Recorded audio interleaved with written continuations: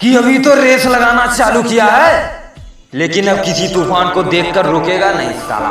अजी अभी तो रेस लगाना चालू किया है, लेकिन अब किसी तूफान को देखकर रुकेगा नहीं साला। अगर तुम्हारी जिद है मुझे रोकना तो कोशिश कर लो, पुष्पा झुकेगा नहीं साला। तेरा बाप आया कि पैसों पर राज तू कर, तेरे शहर पे राज हम करेंगे ऐसे। अजी पैसों पर राज तू कर, तेरे शहर पे राज करेंगे हम ऐसे। और यूपी वालों की फितरत में झुकना नहीं है, लेकिन पुष्पा नाम सुनकर गुंडे झुकेंगे ऐसे।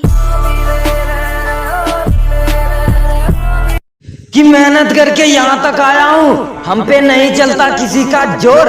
अजी मेहनत करके यहाँ तक आया हूँ, हम पे नहीं चलता किसी का जोर। और बेटा हम पे थोड़ा कम चिल्लाया कर, वरना बंद कर दूंगा किसी दिन तेरा शोर।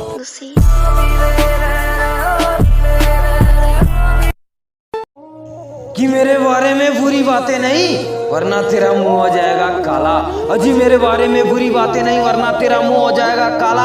और बेटा तू जो उखाड़ना चाहता उखाड़ ले मेरा, लेकिन मैं झुकेगा नहीं साला। तेरा बाप आया